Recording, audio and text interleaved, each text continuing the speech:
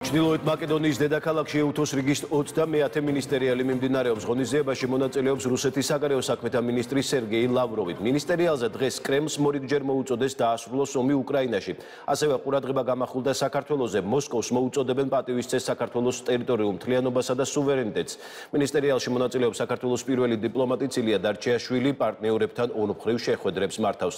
სამიძე განხილული მთავარი თემებისა და საქართველოს მიმართ გაკეთებული მხარდამჭერი განცხადებების შესახებ ანა ბროლაძე გვიერთება პირდაპირ ეთერში. ანა, ისმენთ.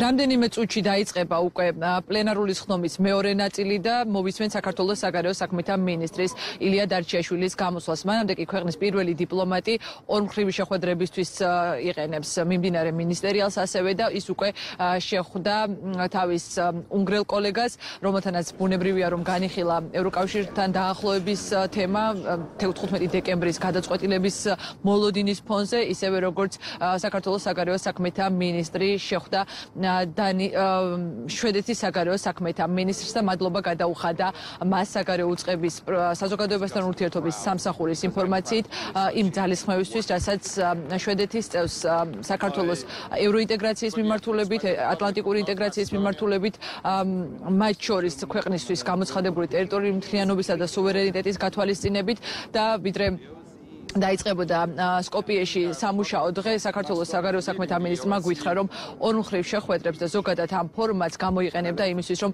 მაქსიმალური მობილიზება მოახერხოს საქართველოს ქვეყნის პარტნიორებისა შექმნილ რთულ გეოპოლიტიკურ ვითარებაში და გამოწვევების ფონზე. და შეიძლება ითქვას, რომ ამ მხარდაჭერის და გამოხატულება იყო ის განცხადებები, რომელიც მოვისმინეთ სხდომაზე სხვადასხვა ქვეყნის საგარეო უწყების წარმომადგენლებისგან, რომლებმაც მიმდინარე რუსეთის უკრაინაში მიმდინარე აგრესიის ფონზე კიდევ ერთხელ ისაუბრეს ოფიციალური კრემლის პასუხისმგებლობაზე და ამ კონტექსტში არაერთმა მათგანმა ახსენა 2008 წელს რუსეთის მხრიდან საქართველოს წინააღმდეგ განხორციელებული სამხედრო აგრესია. დღეს ისმოდა კიდევ ერთხელ ამ ფორმატის ფარგლებშიც მოწოდებები საქართველოს ტერიტორიული მთლიანობისა და სუვერენიტეტის პატივისცემის აუცილებლობასა და საჭიროებაზე და ითქვა, რომ საერთაშორისო თანამეგობრობა არ შეეგუება ისეთ მოცემულობას, როდესაც ქვეყნები ძალით ცდილობენ გავლენის სფეროების გადანაწილებას და არ სცემენ პატივს, მათ შორის ეუთოს ფუნდამენტურ პრინციპებს.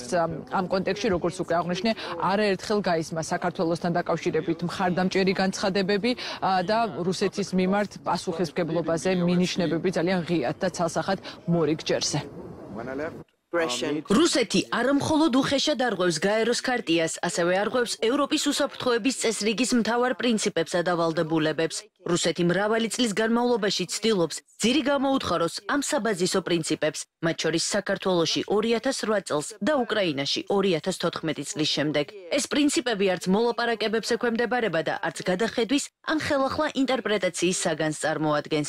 ევროპაში არ არის ადგილი რუსეთის ცნებებისთვის გავლენის სფეროების შესახებ ან ნულოვანი ჯამის თამაშზე.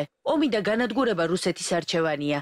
ძალიან მნიშვნელოვანია იმის აღნიშვნა, რომ რუსეთს შეუძლია ამ ომის ნებისმიერ დროს შეჩერება და მხოლოდ რუსეთია პასუხისმგებელი იმაზე, სადაც ახლა ჩვენ ვართ, ევროპაში ომის დროს კიდევ ერთი ზამთრის წინაშე. ასევე უნდა აღინიშნოს, რომ რუსეთს, რომელსაც სურდა სწრაფი გამარჯვება, წარმატებას ვერ მიაღწია და ვერც მიაღწევს უკრაინის დასამარცხებლად. უკრაინელების გამძლეობა და სიმამაცე აღმაფრთოვანებელია. ჩვენ არ უნდა დაგვაუწყდეს, რომ რუსეთი აგრძელებს მავნეზე გავლენის გაფართოებას ეუთოს წევრი ქვეყნების მიმართ. ამ კონტექსტში მე კიდევ ერთხელ ვიმეორებ და ვადასტურებ შვედეთის მხარდაჭერას მოლდოვასა და საქართველოს მიმართ. მათი მეგობრობის, უსაფრთხოების გაძლიერებისა და ტერიტორიული მთლიანობის აღდგენისადმი, ასევე მათი ევროპული ინტეგრაციის გზის მიმართ. სურს შევვერდე კოლეგებს და ვთქვა, რაოდენ რთული წელი გქონდა. რუსეთის მიერ უკრაინაში შეჭრა სრულიად ეწინააღმდეგება ცივილიზებულ სტანდარტებს და საერთაშორისო კანონმდებლობას, ასევე იმ პრინციპებს, რომლებსაც ეუთო ეფუძნება. კონფლიქტები გრძელდება საქართველოსა და მოლდოვაში, რაც მოითხოვს ჩვენ განახლებულ ვალდებულებას, რათა ისინი გადაიჭრას. რომ ეს საზოგადოებები სრულ შესაბამისობაში მოვიდნენ მათი ხალხის არჩევანთან, იყვნენ იმ ქვეყნების უფრო ფართო თანამეგობრობის ნაწილი, რომლებიც კანონის უზენაესობის ერთგული არიან. ჩვენ ვიყენებთ ამ შესაძლებლობას, რათა ვუთხრათ რუსეთს, რომ შეწყვიტოს აგრესია, გაიყვანოს სამხედრო ძალები უკრაინიდან დაუყოვნებლივ, რადგანაც მხოლოდ რუსეთს ეკისრება პასუხისმგებლობა ამ საშინელ ომზე. რუსეთის აგრესიის გავრცელების საფრთხე ჩვენს რეგიონში არსებულ გაჭიანურებულ კონფლიქტზე რეალურია. მთიან ყარაბაღში ეთნიკური სომხების ტრაგიკული მდგომარეობა, რომლებსაც ჰქონდათ რუსების ჩაურევლობის იმედი. რუსეთის ქმედებები და მუქარები მოლდოვისა და საქართველოს მისამართით, დნესტრისპირეთში, აფხაზეთსა და სამხრეთ ოსეთში ასევე ღრმად შემაშფოთებელია. იმ ფონზე, როდესაც ევროპის უსაფრთხოებისა და თანამშრომლობის ორგანიზაციის წევრი სახელმწიფოები საუბრობდნენ რუსეთის პასუხისმგებლობაზე, მოსკოვის წარმომადგენელმა სერგეი ლავროვმა, რუსმა დიპლომატმა საკუთარი გამოსვლა კიდევ ერთხელ გამოიყენა იმისთვის, რომ დაედანაშაულებინა დასავლეთი და ამერიკის შეერთებული შტატები, მათ შორის უკრაინასა და საქართველოს გამოყენებაში რუსეთის წინააღმდეგ აგრესიის გასაღვივებლად. ასეთი იყო მისი განცხადებები და ბრალდებები. სერგეი ლავროვმა თქვა, რომ ეს ორგანიზაცია ეუთო ვერ ასრულებს მასზე დაკისრებულ მოვალეობას უკვე წლებია და შესაძლოა აზრიც კი აღარ ქონდეს ძალისხმევის ჩადებაში ან თუნდაც დაფინანსების ჩადებაში, რომ ეუთომ გააგრძელოს ფუნქციონირება. ლუქსემბურგის ყოფილი პრემიერი და ახლა საგარეო საქმეთა მინისტრი ამბობდა, რომ მას არც აინტერესებს რუსული აზრს ვერ ხედავს, რატომ უნდა მოისმინოს ამ დარბაზში რუსეთის პოზიციები, თუმცა სერგეი ლავროვის შემდგომმა გამოსვლელმა დანიელმა დიპლომატმა ლარს ლოკე რასმუსენმა უპასუხა იქვე სერგეი ლავროვის ბრალდებებს და დაადანაშაულა რუსული მხარე მორიგჯერზე არასწორი მიზანმიმართულად დამახინჯებული ინფორმაციის გავრცელებაში. მე უცნაური ადამიანი ვარ. მე გახდით ლუქსემბურგის პრემიერ-მინისტრი 10 წლის განმავლობაში. ბებიაჩემი რუსეთიდანაა, ის მართლმადიდებელი მიგრანტი იყო, ბაბუაჩემი კი ებრაელი პოლონეთიდან. მეორე ბაბუა იყო ლუქსემბურგელი კათოლიკე და მეორე ბებია იყო ფრანგი ათეისტი. დაუბრუნდეთ რუსულ ფესვებს და რუსეთთან კავშირებს. ბევრი თქვენგანი შოკირებული იქნება, მაგრამ მე კარგი ურთიერთობა მქონდა ვლადიმერ პუტინთან. პუტინს ხშირად ვურეკავდი.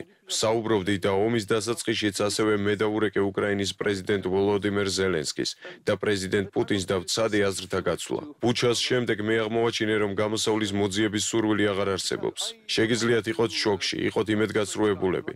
მე სევდიანი ვარ, რადგან ამ საქციელით თქვენ დაანგრიეთ ყველაფერი, რაც ავაშენეთ. კულტურული, პოლიტიკური, ეკონომიკური ურთიერთობები. მე ღრმად ვარ შეწუხებული, რომ ჩვენ აზრთა გაცვლაც არ შეგვიძლია. პუტინს ასევე ვუთხარი, რომ მისი უახლოესი მეგობრები ახლა არიან კიმ ჩენ ინი, ანუ ჩრდილოეთ კორეა, სირია, ერიტრეა.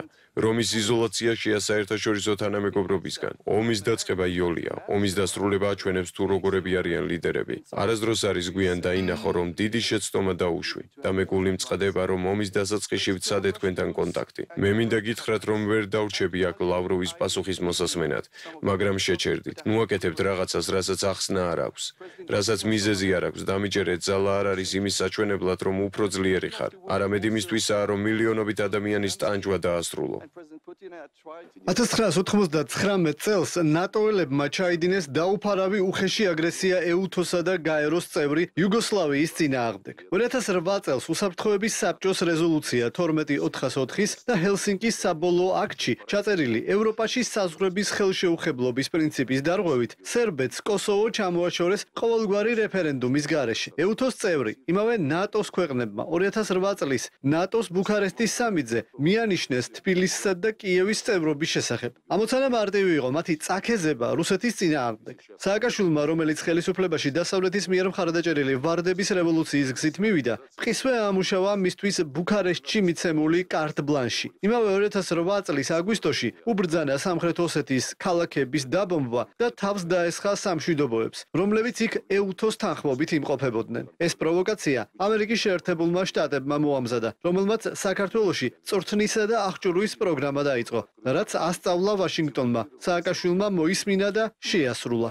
სულ რაღაც 1 წელიწადში იქნება ჰელსინკის საბოლოო აქტის 50 წლის იუბილე. მასთან დაკავშირებით იზოლებული ვარ სინანულით აღვნიშნო, რომ ეუთო ამ წლის თავს სავალალო მდგომარეობაში უახლოვდება და მისი პერსპექტივები გაურკვეველი რჩება. ეუთო არსებითად ნატოსა და ევროკავშირის დანამატად ფორმირდება. მოდი ღიად ვთქვათ, ორგანიზაცია უბსკრულის პირას დგას. ჩნდება მარტივი კითხვა, აქვს თუ არა აზრი ენერგიის ჩადებას მის აღორძინებაში? შეძლებს თუ არა ეუთო მოერგოს მსოფლიო განვითარების ობიექტურ რეალობას და კიდევ ერთხელ გახდეს რეგიონული უსაფრთხოების პრობლემების ობიექტური განხილვის პლატფორმად ჰელსინკის საბოლოო აქტის პრინციპების საფუძველზე. პირველ რიგში ყველა მონაწილე ქვეყნის თანასწორობის პრინციპით. ჯერ კიდევ ბევრი კითხვაა, ვიდრე პასუხები.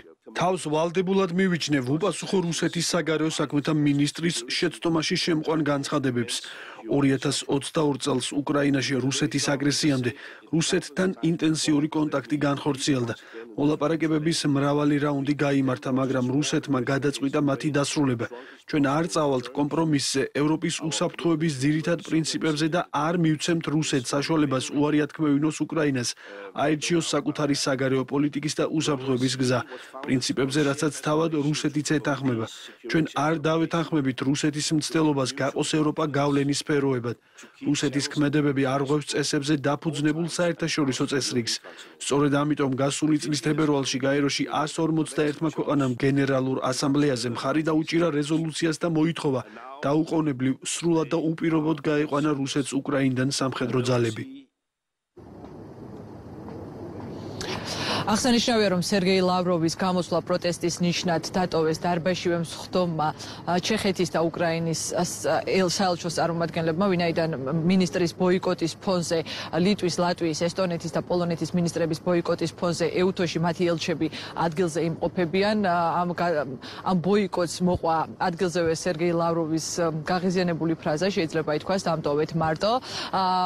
თუმცა შემდგომ უკვე გაგრძელდა ჩვეულებრივ რეჟიმში გამოსვლები, როგორც აღნიშნე, სულ ცოტა ხანში უნდა დაიწყოს პანელური დისკუსიის მეორე ნაწილი, რომლის ერთ-ერთი მთავარი გამოსვლელი იქნება საქართველოს საგარეო საქმეთა მინისტრი და მოვისმენთ ილია დარჩიაშვილის სიტყვის მთავარ აქცენტებს, რომელიც სავარაუდოდ ბუნებრივია, რომ შეეხება საქართველოს ოკუპაციას და გამოწვევებს, რომელიც წინაშეც ქვეყანა დგას რეგიონში შექმნილი რთული ვითარების გათვალისწინებით.